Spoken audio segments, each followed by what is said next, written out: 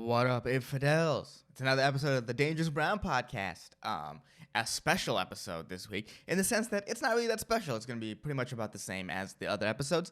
It's recorded at a different time. So usually now I've gotten in the groove where I record Tuesday morning, release Wednesday morning, Wednesday at midnight. That's when I record, so I'm pretty up to date on what's going on in the world and whatnot, and we can talk about that. But I am going to be out in LA this week, and I won't have time to record on Tuesday morning, so I have to record beforehand. So I'm recording this Friday morning.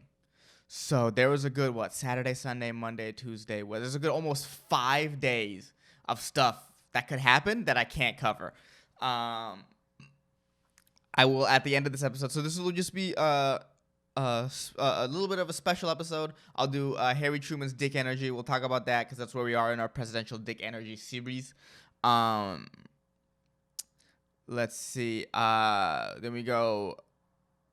Then I'll talk about the Russian-Ukraine situation. I'll explain what's going on there. That's important to know. And I figure might as well, you all hear the news and just do you know what's really going on? Well, I'll go through it step by step here. So we'll do that before Harry Truman's Dick Energy. And then we'll talk about, and then I'll try to guess some news stories that are going to happen over the next couple days. But that's the plan for today. It might be a little bit of a smaller episode, a shorter episode. We'll see how this goes.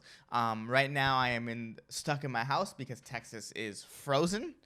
We are in the middle of the Texas freeze. I think today the sun is out. Today is probably a day the ice seems to be melting. Today's the day I could probably get out on the road and drive if I wanted to. I think I'm going to avoid that just in case.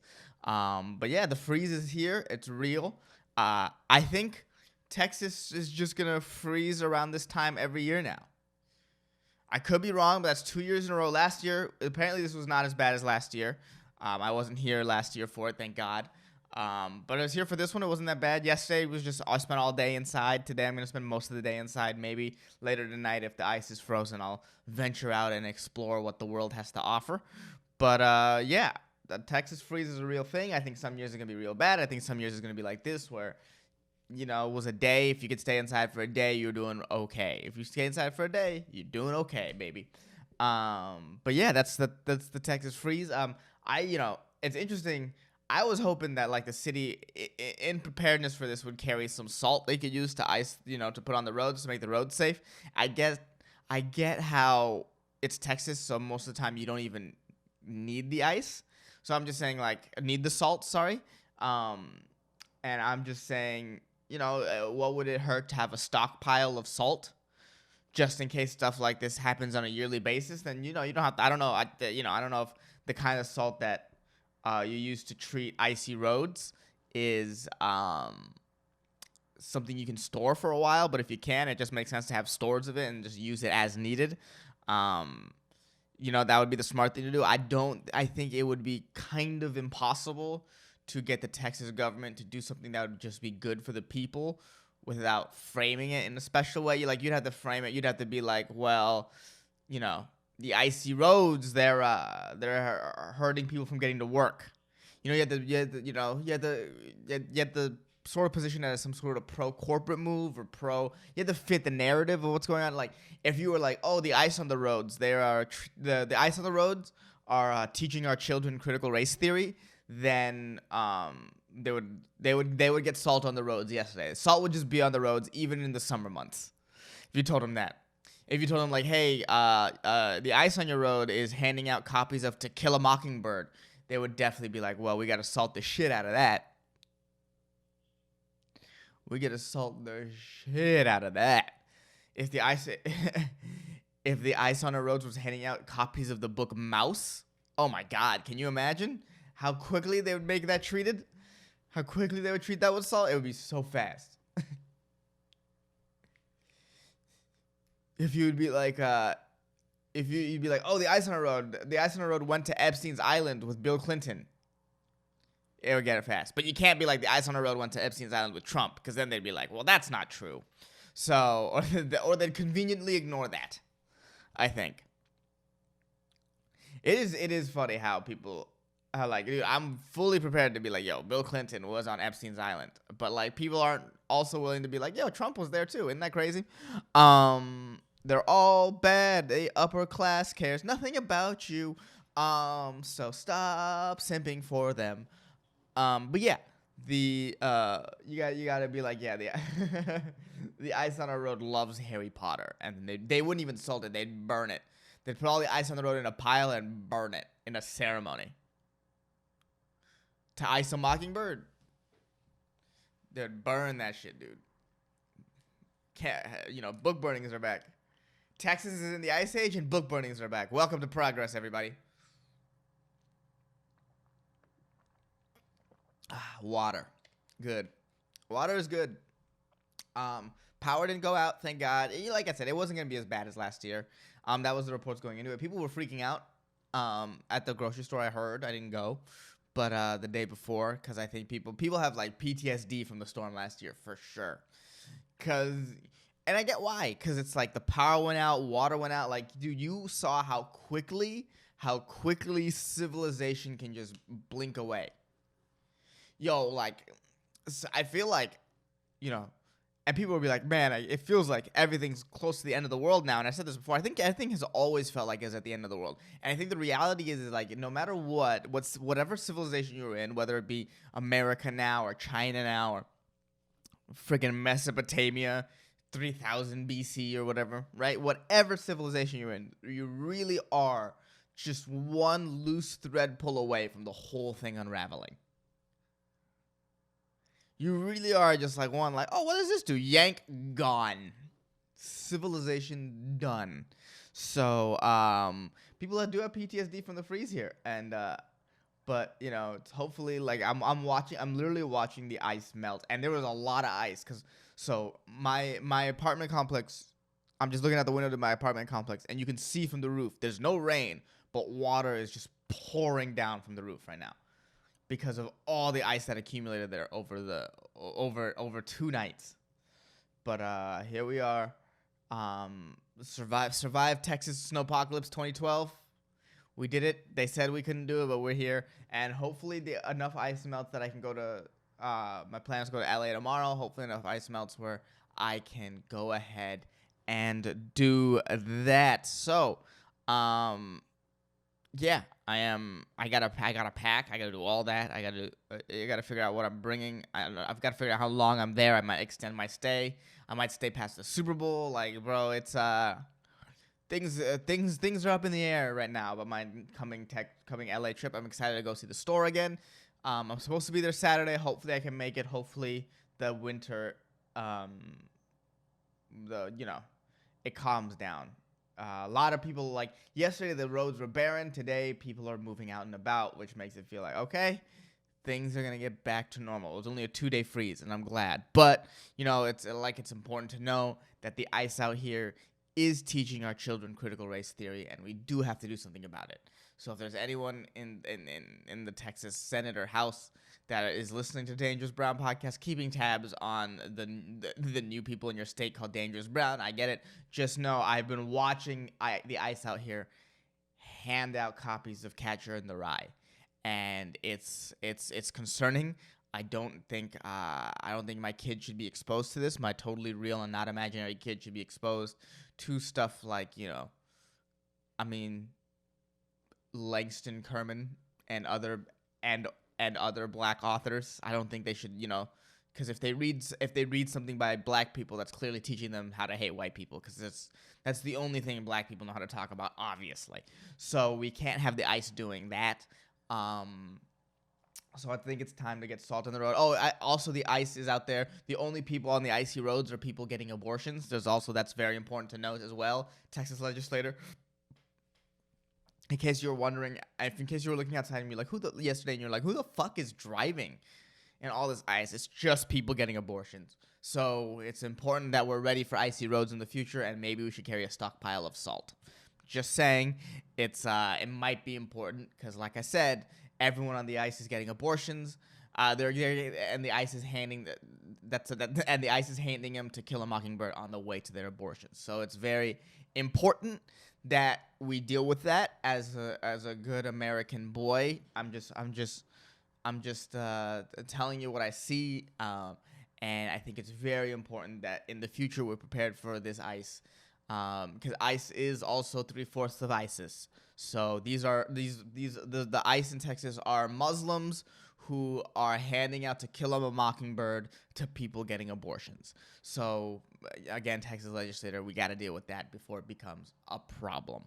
But yeah, that's the snowstorm that we're going through. It's happening, and it's not really a snowstorm. I thank God it didn't get as bad as Austin, as it got in Dallas and other places up north where there were like 6 to 8 inches of snow, which is insanity. God damn, dude, that's so much fucking snow. Um, Dude, I could never live in snow. Just living in a place where it got icy for 2 days, I was like, oh, that's it. Next February, for sure, I'm gone for the entire month. Fuck that, dude. I'm not trying to live through some ice again. Get out of here. But power stayed on. Power stayed on. So, um, it could always be worse. It could always be worse. I could be out on the ice on my way to an abortion, reading To Kill a Mockingbird. So, um, I've been taking hot yoga recently, and it's once a week I go, and once a week I thank my body for, like, because there's so many things that my body does that I take for granted, like walk, and I have 2 arms, and I have 2 legs, and I have all my toes, and I thank my body for being there for me, and it's taught me how to be more grateful. So as just kind of shitty and boring as the last 2 days were, it is nice that I'm not homeless, and I had a warm place to stay for the last couple nights. But yeah, again, the ice is out there being all Muslim and stuff, so we can't let that happen. All right, so that's the winter storm. Next thing I want to talk about is Russia, Ukraine. That's on my list. Russia, Ukraine. And a lot of people, I'd imagine don't know what's going on, right? And until very recently, I didn't know what's going on either, because this is a very delicate situation. It seems like we're ramping up for another war, but I think that was kind of coming around the corner regardless. It seems like America's sort of needs war to survive as a country, as like you'll see now, like we're in this sort of great resignation where people are leaving their jobs and it's not worth it for them to work. And as we're not subsidizing, or as we're not like paying enough people and paying people less than a living wage, and making sure people don't have health care, even though if they work a couple jobs, they still can't afford health care. And if we live in a system like that, we sort of have to justify having an insane defense budget where we're like more than the next like 10 countries combined or some crazy shit. Because the way we spend on defense is insane, and the only way to justify that is to find ourselves in another war. So, it was only a matter of time before it happened again, before we were gearing up to be in another war. If you were to tell me 2 years ago where I would put my money, just because I don't know that much about global politics, I would have said Iran, because it seems like, oh, well, if we're going to fight a war, might as well fight other brown people, because that seems to be a tried and true strategy, at least in getting the everyday American on your side. It might be a little harder to get the everyday American to approve fighting a white country, but a brown country, it's like, absolutely. We can get oil and fuck up some brownies. It's a win-win situation for most people, so it's a very positive, very, very good, easier war to sell. I'm very curious to how they sell this war, because it'll be with Russia, and we've kind of just been Russia's allies the whole time, at least since Trump got in office. Trump is very pro-Russia. So it'll be interesting to see once Trump gets back into office what exactly we're going to be doing here. Because I did not predict war with Russia at all, in terms of like people we'd go to war with, especially when we pulled out of Iraq. But Iraq and Afghanistan. But we're here now. We're about to go to war. We don't get we don't get a year of peace even. We don't get a year of that, because fuck, why would we deserve that, America? Water. What makes you think we deserve a war?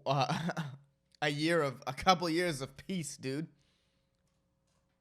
Are you out of your mind? But it is, at an open mic, I heard an open micer once say that America is a war corporation. So it is like, man, if we're not at war, it's like, what are we doing? We're not in the business of helping our less fortunate. We're in the business of making war and selling weapons and whatnot. I mean, there's a reason the Taliban took over Afghanistan with American weapons. And America, whatever happens, whatever the next war is, we'll definitely be playing both sides of it, and for sure there'll be weapons on both sides, because that's what we're all about, baby. We're all about monetizing and selling war. Who did I get a text from? It could be my mom. Give me a second. Nope, it's not my mom. Don't need to answer it. Yeah. I'll pause this to talk to my mom. You don't think I want to talk to my mom in front of you? Yeah. First of all, if you're an OG infidel, you love my mom, so she's definitely worth pausing the podcast for. But yeah. It seems like we're gearing up for war with Russia. It's bound to happen. We're a war corporation. That's what I'm saying. So of course we need to make sure to keep being in wars. Otherwise, we're not doing our job, and we're not doing what makes us money. So, the Russia-Ukraine situation, and this will be quick. Like I said, this will be a quick episode. I don't imagine me being here for the whole 45 minutes. But this is just a quick breakdown of the situation. So, Russia and Ukraine were in a relationship. It was sort of a loving relationship, sort of came out of nowhere. They got together in season 1 when, people were like, oh, wow, Russia and Ukraine, they're meant to be together. Ukraine is, Russia is Ukraine's lobster or whatever. That's what it is. And then as the relationship progressed, Russia kind of needed a break from Ukraine. Ukraine was being a little clingy, because Russia was kind of the best thing that happened to Ukraine. Russia's this really hot girl. Ukraine's this really nerdy sort of paleontologist type country. And, Russia is just this super hot girl. Her nipples, you can always see her nipples through her shirt. That's Russia. Russia is just, nipple through the shirt type lady. And so Ukraine's a little bit clingy. It's the sort of anniversary this last year, and Russia shows up to Ukraine's job with a picnic basket. And Ukraine shows up to Russia's job with a picnic basket, and Russia's like, yo, this is too much. Again, this is like, you're just being like, I asked for some space today, I needed to work today, and you just didn't take the hint, and you kept on pushing, and now you show up to my job with a picnic basket. That's crazy. And Russia comes back from work and is expecting Ukraine to apologize, and they just sort of get into this argument, and Ukraine is kind of insecure. He sees Russia talking to this guy named Mark, and he's like, I don't what's going on with you and Mark. And Russia's like, wow, you don't even trust me? Come on, how come you don't even trust me? And then Russia says to Ukraine, I think we need a break. So, Ukraine kind of accepts that. No, yeah, a break. But, Ukraine doesn't really want a break. Again, Russia's sort of the best thing that happened to Ukraine. So Ukraine goes out to get, I believe, drinks with his friends Joey and Chandler. And when he goes there, there's this girl named Chloe there. And Chloe, Ukraine recognizes from the Xerox shop or the copy shop he goes to, and she's the girl that works there. She's very attractive, but Ukraine would never really cared because he has Russia. But Ukraine now is in this sort of jealous rage, and gets sort of drunk. And when you're drunk and jealous and you're hurting at someone, you do stuff to lash out at that person. You really do. And so Ukraine ends up hooking up with Chloe. And the morning after he hooks up with Chloe, like, he wakes up, he sees Chloe in his bed. He's like, oh no, I can't believe I had sex with Chloe. I'm still with Russia. I'm with Russia here, but we are on a break. There is this gray area.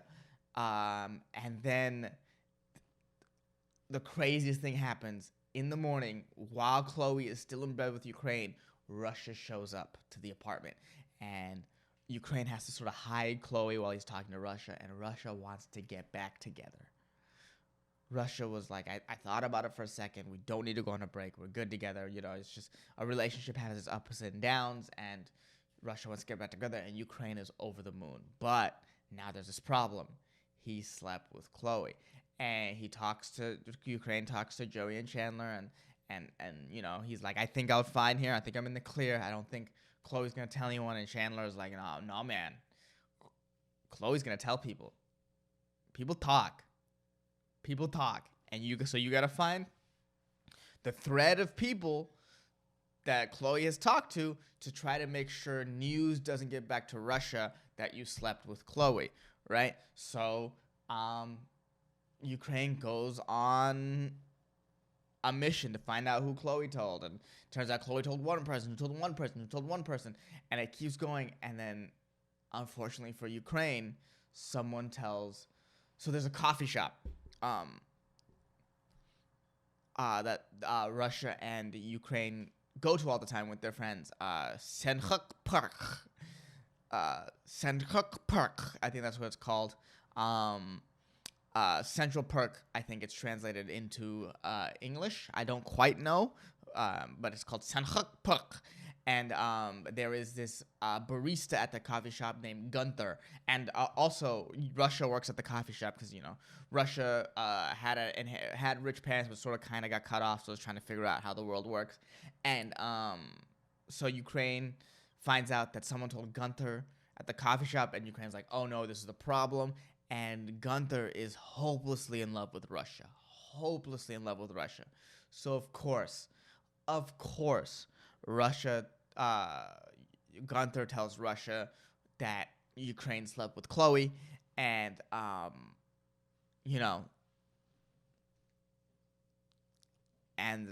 Russia finds out and leads to another argument. Russia was like, how can you do this to me? We were together. And Ukraine, to his point, was like, we were on a break. Right? That's where the crux of this sort of Russia-Ukraine war is sort of around. Was being on the break sufficient enough for Ukraine to sleep with Chloe? Now, Ukraine obviously is going to be like, we were on a break, so of course Ukraine is gonna is gonna be like, it shouldn't matter, we weren't together technically, please. But also Ukraine kind of knows they fucked up, because Russia's the best thing that ever happened to him, and he should have at least maybe waited to make sure it was like a little more certain that they were gonna break up, that they weren't together anymore. But also Ukraine, because of his sort of deep affection for Russia, was really hurt badly by being told they needed a break, being a little bit of in the jealous rage of Russia's relationship with Mark. Are they a thing? Are they not a thing? What is Ukraine making up in their head versus what is real? And I think sort of what happened in Ukraine's head kind of took over, and he sort of made this bad decision. But to his thing, he wouldn't be there if they didn't take a break. And when you are taking a break, you're not together. You are taking a break. And so this is a back and forth a lot. And I think even in American politics, you'll find that America's official stance right now is to be like, come on, Russia, you and Ukraine are on a break. So they're sort of siding with Ukraine a lot here. And that's why the U.S. is mobilizing troops against Russia in Ukraine, just because they're gonna be like, Russia, don't be ridiculous, you weren't together at the time. And Russia's like, we were together, why are you meddling in this situation? This is between me and Ukraine, you don't really know. And America's like, well, Ukraine's their boy. Ukraine needs to be backed up a little here, and let's be honest, you guys took a break. You took a break. You were on a break. I'm not, I'm very generally, you'll find me if you listen to this podcast, I generally can be very critical of what we do overseas, and how, maybe America needs to be a little more isolationist. But the reality is, you took a break. You took a break. And if no one's going to have your back, Ukraine, we're like, man, we know how it feels, man. And it's like, you're Ukraine. It's Russia. There's this big, you were in love, Ukraine, and she broke your heart, and you were on a break, and then you broke her heart, because love is war. Love is war.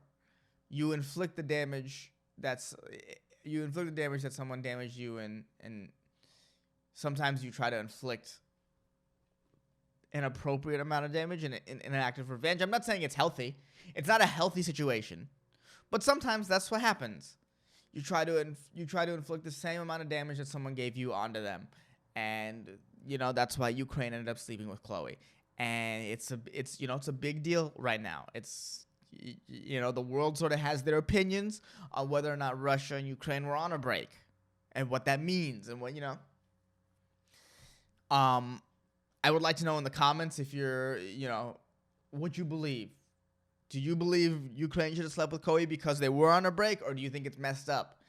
You know, that just because Rachel wanted, oh, sorry, my bad. Just because Russia, I don't know who Rachel is, just because Russia wanted a little space does not mean that Russia wanted it to be over. You feel what I'm saying? I don't think any opinion is wrong. I think it's sort of split more down gender lines. I think most dudes are Ukrainian and most women are Russian. I could be wrong about that. I know that doesn't apply to everybody. I know there's some dudes that are super Russian and some women that are like, yo, they were on a break. I'm a Ukrainian.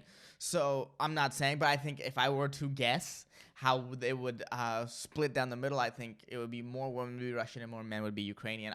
Like I said, I am pro-Ukraine on this. I am very pro-Ukraine on this.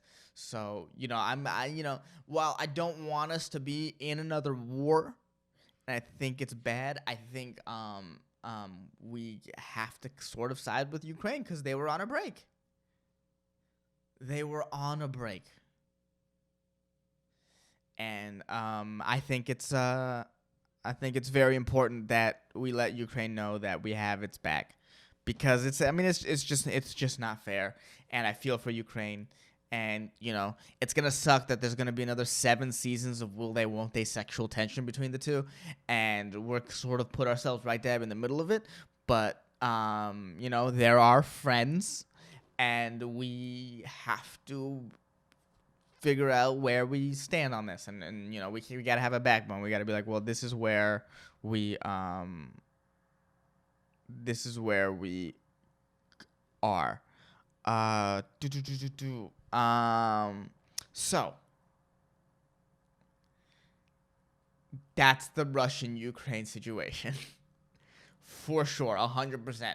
And if anyone asks you now what's going on in Russia, Ukraine, you can tell them this, and they'll be like, oh, damn, are you an expert? You'd be like, no, I just listened to this great podcast called Dangerous Brown, and they really broke it down in a situation that makes sense. A lot of people were very confused about, what's going on here and all that sort of stuff, and,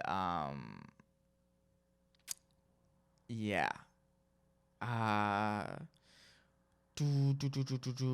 But yeah, that's Russia, Ukraine, dude. I mean, I think I covered it pretty well. Like I said, most of the time I don't like spitting straight up dry facts at you. I'm trying to move away from that because there was a time in this podcast where it was just straight dry facts, about the Bible or whatnot, and I think people weren't really connecting with it.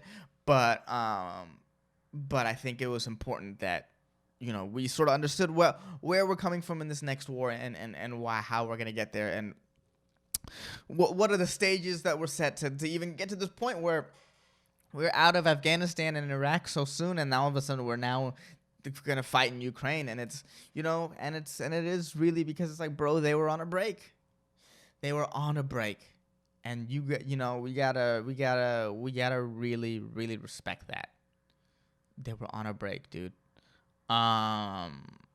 So yeah, that's Russia Ukraine right there. Full breakdown. You got a full breakdown, and in 10 minutes too. It's like, I'm trying to make sure you guys learn stuff on this podcast, and so I'm glad I was able to break it down for you. Okay. Presidential dick energy. We did Dwight Eisenhower. He had big dick energy. Now we're on Harry Truman's dick energy, and the reality is like, I could go over his, all the positives of Harry Truman. He fought in World War I. He in France, and France was a terrible place to fight. That was a horrible place to fight. He was president, he sort of renounced isolationism. He was like, yo, we got to be more involved in Europe. He also established the UN. I believe he helped establish NATO. He established the Truman Doctrine, whose primary goal was to contain Soviet expansion. He started the Cold War. He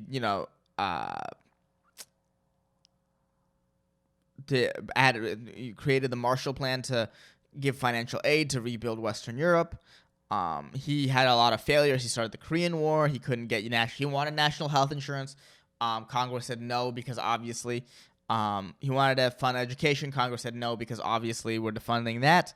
He wanted to. He did continue restrictions for labor unions, which everyone was like, of course, we'll do that. Both sides of the aisle were like, yeah, let's for sure make sure the workers have no rights.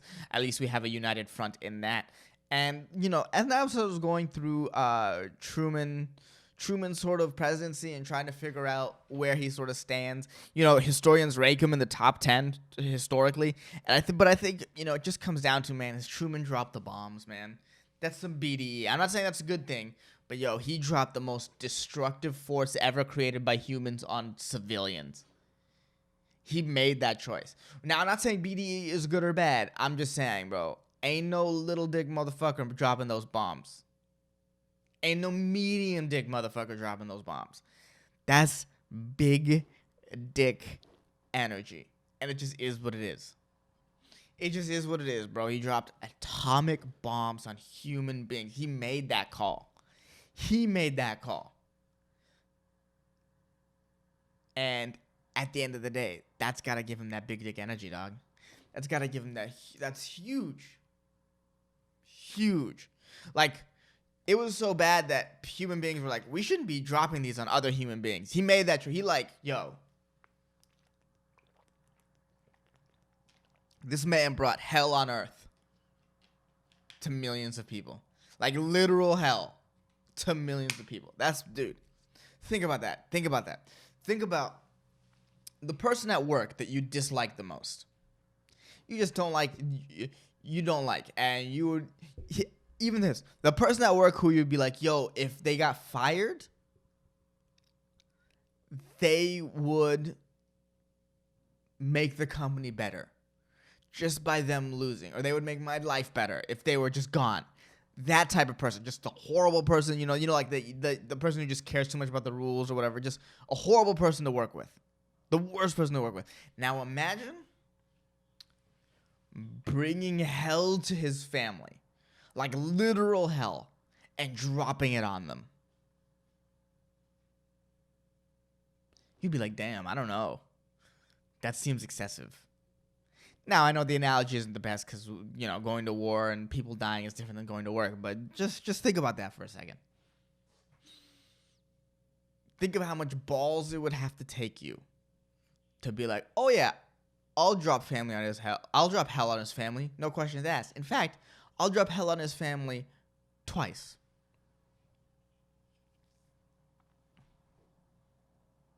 That's Harry Truman. Dude, if you heard someone say that, you'd be like, damn, dude, that's huge. You got huge balls, dude.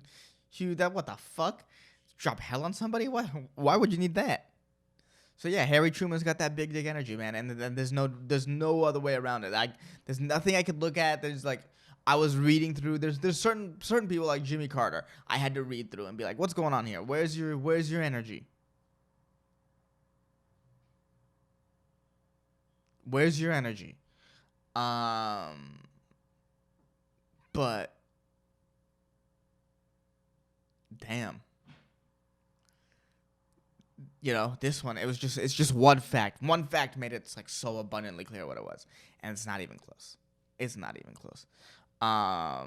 But yeah, so sometimes if you've like, listened to the other episodes, I go through a lot. Like with Reagan, who I knew, I went through a lot of stuff, and with Truman, it's just I couldn't get past the bombs. There was almost no reason. I have so many notes on his presidency, but the number one thing that dropped the bombs is like, oh, I know the answer, and that's his energy, dude. But yeah, dude, it's just Harry Truman's got that fucking BDE, son. You ever? I've always wondered this. There's probably a way to look it up. Was there ever someone who like got out of Hiroshima and was like, oh, I can't believe I dodged that. Let me go and visit my family in Nagasaki. There had to have been people like that, right? Am I crazy? There had to be this one person who was like, whew, I can't believe I dodged that bomb, literally. Let's go to Nagasaki. Because, hey, what are the chances? What are the chances? What are the chances the military commander over there would drop hell again on us? And then Truman was like, "Wapow. Let me just take my dick and wapow on the table, dude. On the table. Little boy and fat man. Those are two names for Harry Truman's penis.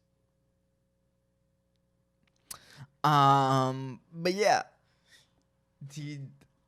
that's why it's like, you know, a lot of you guys, this is a lot of people's favorite segments, and I wish this one was longer. I wish I could go more into what he did and whatnot, but it just seems so useless when I know the answer right off the bat, and the answer is horrible, and the reason why is terrible. It is terrible.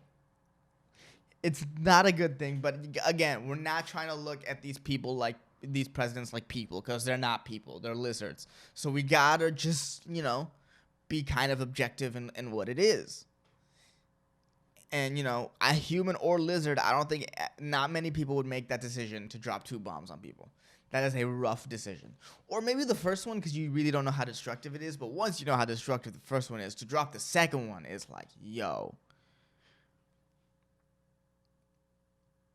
Where is your soul? Do you even have a lot of your soul, or is the space in your heart that's dedicated your soul just being taken up by your massive dong? You know, because that's the second bomb. The second bomb is a crazy decision to make. Crazy decision to make. I don't know. I don't think I could have made that. I don't know if I could have made the first bomb. I probably could have. I could, you know, if I'm being honest, I probably could have made. You know what? Knowing me, I'd be like, yeah, drop 6 more bombs. Let's watch Japan burn. We don't need anime. Dude, if they drop, dude, how much crazier would anime be if they dropped one more bomb? Dude, I can't even imagine. Dude, porn there would just be tentacles, fucking tentacles. If they dropped one more bomb, bro, it would have been insane. The level of anime we would have gotten. It's already a popular art form. It wouldn't even be close to how popular of an art form it would be. If they dropped one more bomb, it'd be like, damn, I can't believe, what? What is this? Every character, though, would still be in high school because it's anime. It's just an interesting, weird sort of what's going on in that national psyche where, like, your most popular export is about, I guess because is like anime, and like all the kids are and all the characters are in high school, no matter what. Almost every time. There's very few animes I've watched where the main character is an adult, and the two that I can think of at the top of my head, they're both very dark. Even the high school animes are dark, but these ones, I think one's called Monster and one's called Parasite. They're super duper dark. But yeah, dude, Harry Truman, BDE, shout out to True Dog. All right, so you guys know all about the Russia-Ukraine situation. Again, I'm pro-Ukraine. They were on a break. You guys know about Truman's BDE. So here are some of my made up news stories that, you know, this is because, like I said, I'm recording this Friday instead of Tuesday, so there's a whole 5 days in between when I record this and when I release it where I don't know what exactly is gonna happen. So I'm gonna try to have some reactions and stuff that could have happened. Damn, I can't believe Tony the Tiger got caught. You know, when you thought Me Too was done, Tony the Tiger comes out and it's like, damn, you did that? You did that to Captain Crunch? To Captain Crunch, bro. You're telling me, Tony, Captain came to your office, you pressed a button, locked him in a door, and was like, hey, Captain.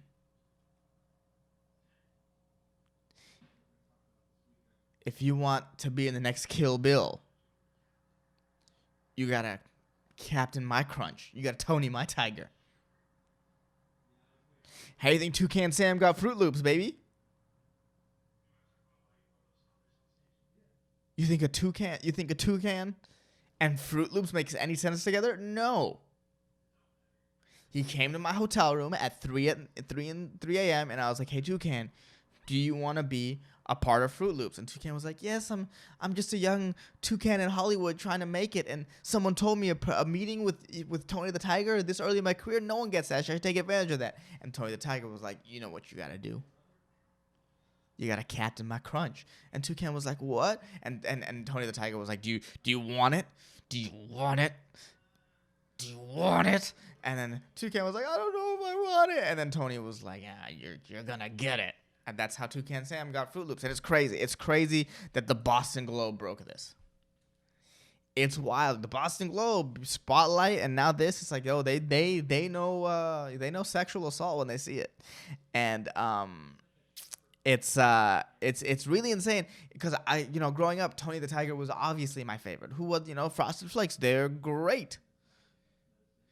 And unfortunately, it turns out that he rapes, and it's dude, it's awful, and I hate it. I can't believe that Tony would do this, and it really is like, man, you can't idolize people because they're people, or in this case, you can't idolize animated tigers because at the end of the day, they're animated tigers, and they're predators.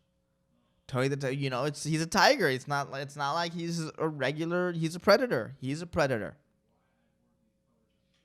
He is a predator, and so we kind of should have seen this coming. And there were talks about it. People had always been talking about it. You would hear stories about how like, yo, Tony the Tiger.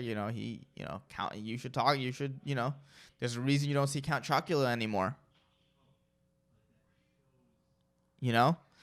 And there's something there, and there were always rumors. There are always rumors, yeah, always young boys. As far as I could tell, that nothing ever really happened with like Strawberry Shortcake. The Trix Rabbit got it bad, so although Strawberry Shortcake's not a cereal, right? That's just a character. Either way, yeah, man, and it sucks. It sucks that and it is really like, damn, dude. The older I get, the more you see your heroes fall, and it's tough. It's rough. Um, and I really wish that it didn't have to be this way, man. And I really wish those institutions that were in my childhood were untarnished. I can separate the art from the artist, right? I can still eat Frosted Flakes, but that still doesn't mean though when I buy Frosted Flakes, I don't think like, man, I can't believe Tony the Tiger did that. Like it's as much as I can separate it, and like I'm not gonna be like, no Frosted Flakes, because the food, the art has no sin. The art is the art. So it's the food that has, if the art is good, I'm still gonna consume the art, but it doesn't mean I won't think about, oh damn, like the person who created this art is also a huge monster. It's a huge monster. And damn Tony, you ever feel just, damn Tony, you let me down, dude. You let me down. I don't normally get like this emotional, but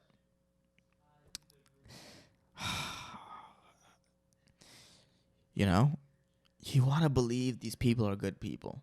You want to believe, but then the more powerful people get, it's like, how did you get there? What skeletons are in your closet? Because you know how it is with powerful people, man. You don't get there without some skeletons. There's got to be some skeletons, and so damn Tony.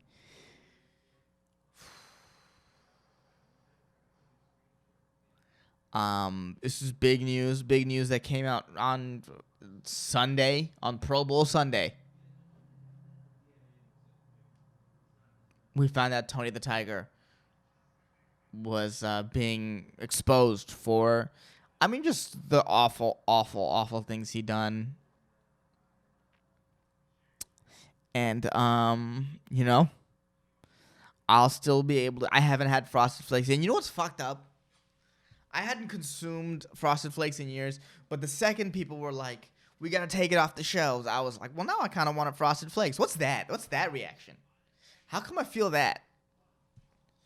That's a weird, interesting, like I know this person, and that now, if you talk to a tiger, they're like Tony was being framed by the white man, but we know what it is. Come on, there's too many.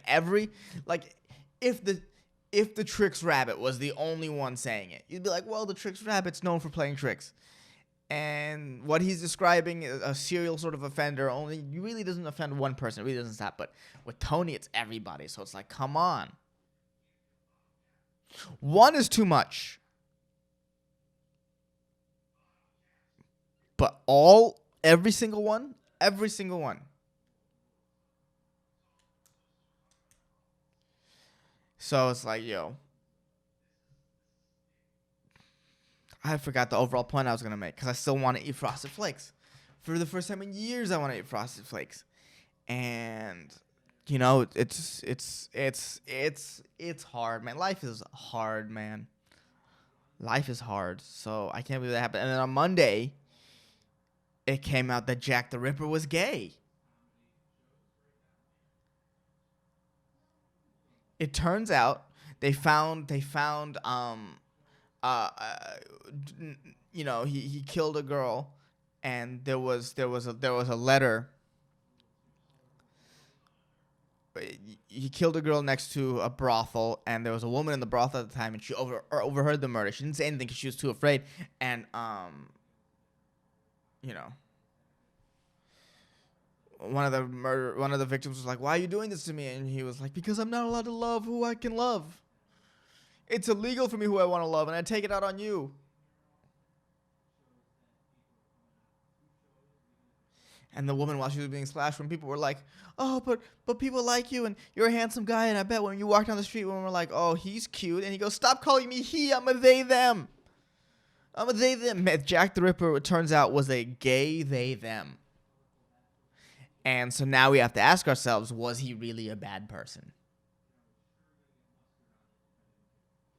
Because a straight white man is obviously a bad person, but a gay they them, how can they be a bad person? They're a gay they them.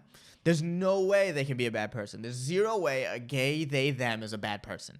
There's no way. They're automatically good people because they identify as a gay they them. That's how the world works. You're automatically and you're just perfect in every way, and anything that's said against you is homophobic or transphobic. And so now the fact that people are saying that Jack the Ripper is the one of the worst serial killers of all time, it's like, no, well, now you have to understand, like, dude, that's homophobic, racist, homophobic, transphobic talk. And we as a society have to be like, why aren't we moved on past this? Jack the Ripper should how can he be, he's a gay they them. How can he be a bad person? I don't understand. It's impossible. It's impossible. Show me a gay they them that's ever done anything bad ever in his life. And so it's like, now that Jack the Ripper is confirmed a gay they them, it's like, we have to sort of redefine, like, is he even a serial killer? Is it like, is his reaction to a world that doesn't accept him, isn't it just fair that he reacts like that? Because the world didn't accept him. And he's a gay they them, and he's a great person. So the world should accept him. They have to accept him. How can a world not accept a gay they them? And it's crazy that came out on Monday. And yeah, man, hopefully Jack will figure it out, and he'll find someone who will love him for who he is, or he'll just rip them to shreds, and that's okay, because he's a gay they them, and if that's how he wants to interact with the world, that's how he can interact with the world. But never eat Frosted Flakes again. Jack the Ripper, cool. Frosted Flakes, if you touch it, you're a Nazi. So it is. I mean, life is, that's the rules of life. I don't make them, and I can't believe these two news stories came out back to back. It set the Twitterverse aflame. Twitter was on fire this weekend trying to figure out, like, damn, because now if Tony came out as they them, it's like, well, was Captain Crunch being transphobic? But no, Tony is a he.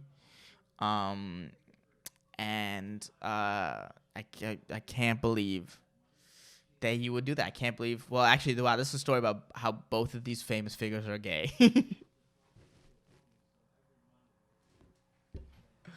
Oh God, how stupid am I? I was like, what's the craziest thing I can think of? And I was like, oh, these two figures are gay, and there's nothing crazier than that. All right. I think that's a good episode. I think you guys, if you guys got what you came for. You guys, again, you guys know what's happening in Russia, Ukraine, and I want to leave my listeners, of course, with just knowledge about the world. And I'm glad you guys got that. I'll see you next week. Hopefully, I'll have more up to date. I'll talk about basically what happened in the last 2 weeks because I had to record this early. But hopefully, look at my IG. If you're in LA, I'll post my LA. Once I'm going to make it there for sure. I'll post the shows that I'm on. But other than that, guys, I am done for the night. I'll see you guys later. Love you guys. Bye. Later, infidels. Love you, infidels. Peace in the Middle East. I'll see you.